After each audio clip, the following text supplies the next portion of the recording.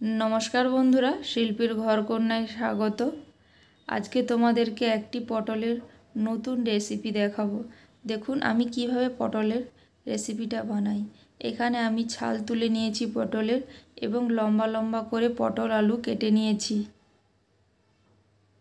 देखुन आमी এইভাবে पटलगुलोके केटे निয়েছি एबं परिष्कार करे धुएও निয়েছি।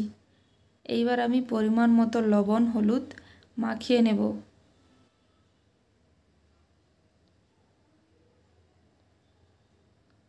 आमी एखाने स्वाद अनुसारे लवण दिए देब एवं 1.5 चामच हलुद दिए देब।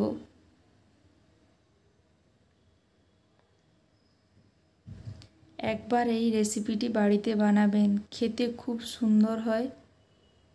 না বানালে বুঝতেই পারবেন না যে কতটা সুন্দর হয় খেতে। এখানে আমি চালমগজ নিয়ে নিলাম মিক্সি জারের মধ্যে 1 চামচ এবং 1 চামচ পোস্ত, 6-7টা কাজু বাদাম ভালো করে মিক্সিতে বেটে নেব এবং তেলের মধ্যে আমি আলুগুলোকে ভাজতে দিয়ে দিয়েছি। এখানে আমি একটি বড় সাইজের পেঁয়াজ মিহি করে কুচিয়ে নিয়েছি এবং একটি টমেটো কুচি নিয়েছি, 1 চামচ আদা বাটা এবং 1 চামচ রসুন বাটা নিয়েছি। এখানে আলুগুলোকে লাল করে ভেজে নিতে হবে। আমি যেভাবে রান্নাটা করছি ভিডিওটা স্কিপ না করে পুরো ভিডিওটা দেখো, তাহলে রান্নাটা বুঝতে পারবে। না হলে যদি মাঝখান থেকে তোমরা দেখো তাহলে বুঝতেই পারবেন না। ভিডিওটা না কেটে পুরো ভিডিওটা দেখো এবং বাড়িতে একবার বানাবে আমার রেসিপিটি। আলু ভাজা হয়ে গেছে, এইবার আমি পটলগুলোকে ভেজে নিচ্ছি। দেখুন আমি এখানে 3টি চেরা কাঁচা লঙ্কা নিয়েছি এবং মশলাটাও পেস্ট করে নিয়েছি।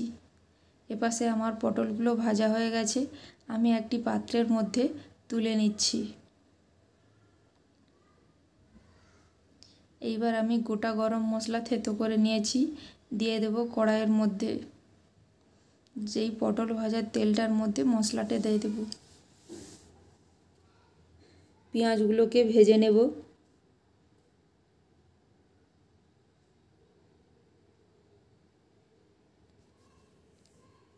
এখানে আমার পেঁয়াজ ভাজা হয়ে এসেছে। এইবার রসুন বাটা এবং কাঁচা লঙ্কা চেরাটা দিয়ে দেব, দিয়ে একটু লাল করে ভেজে নেব যাতে রসুনের কাঁচা গন্ধটা চলে যায়। আদা বাটা এবং টমেটো কুচিটাকে দিয়ে ভালো করে মশলাটাকে ভেজে নেব। এখানে আমি সামান্য পরিমাণ লবণ দিলাম যাতে টমেটোটা খুব সুন্দরভাবে গলে যায়। এইবার আমার মশলা ভাজা হয়ে এসেছে, ওপর থেকে লঙ্কা গুঁড়ি 1.5 চামচ দিয়ে দিয়েছি, 1 চামচ হলুদ গুঁড়ো। মশলা আমার ভাজা হয়ে এসেছে, এইবার আমি অল্প পরিমাণ জল দিয়ে দেব।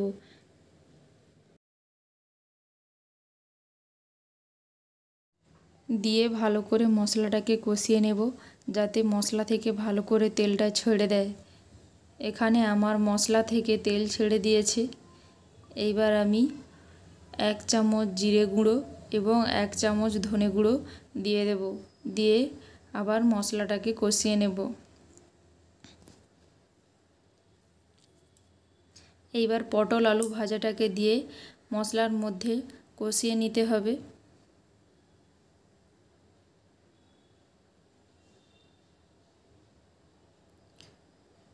এখানে আমার কষানো হয়ে এসেছে, এবার স্বাদ অনুসারে লবণ দিয়ে দিলাম এবং বেটে রাখা মশলাটা দিয়ে ভালো করে কষাতে হবে।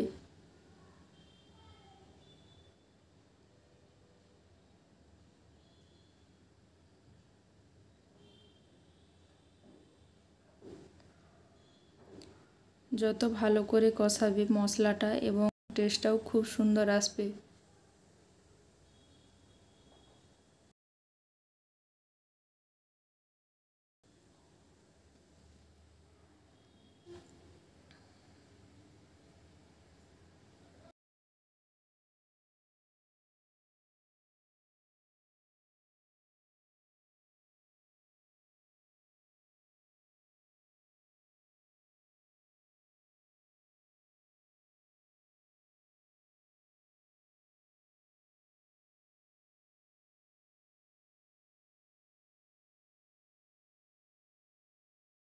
দেখুন মশলা থেকে তেল ছেড়ে দিয়েছে।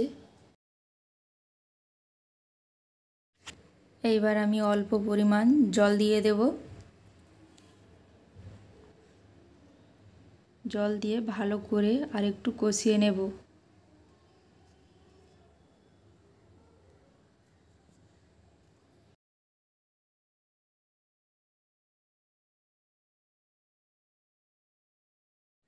এখানে আমার রান্নাটা হয়ে গেছে।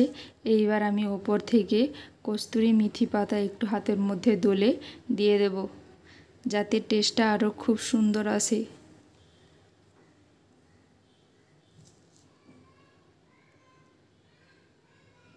দিয়ে আমি একটু নাড়াচাড়া করে নেব।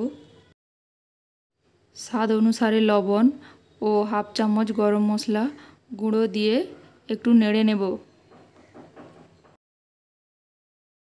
এইবার আমার রান্না হয়ে গেছে। ওপর থেকে ধনেপাতা কুচি এবং 1 চামচ ঘি দিয়ে দেব, যাতে টেস্টটা খুব সুন্দর আসে এবং খেতেও খুব সুন্দর লাগে। আপনারা কিন্তু এইভাবে, আমি যেইভাবে রান্নাটা করছি আপনারা সেইভাবেই রান্নাটা করবেন, দেখবেন খেতে অপূর্ব সুন্দর লাগবে। আমি সত্যি বলছি খুব সুন্দর, খুব, না খেলে বিশ্বাস করবেন না যে এই রেসিপিটা এতটা সুন্দর হয় খেতে। আমার রান্না কমপ্লিট। এইবার আমি একটি পাত্রের মধ্যে তুলে নেব। এটা আপনারা চাইলে গরম ভাতের সঙ্গেও খেতে পারেন এবং ফ্রাইড রাইসের সঙ্গে বা পোলাওয়ের সঙ্গেও খেতে পারেন। আমার এই রেসিপিটি ভালো লেগে থাকলে একবার বাড়িতে বানাবেন এবং আমাকে কমেন্ট করে জানাবেন আমার রেসিপিটা কেমন লাগলো। আমার চ্যানেলটিকে সাবস্ক্রাইব করে দেবেন এবং পাশে থাকা বেল আইকনটি অন করে দেবেন। আজ তবে আসি, সবাই ভালো থাকবেন।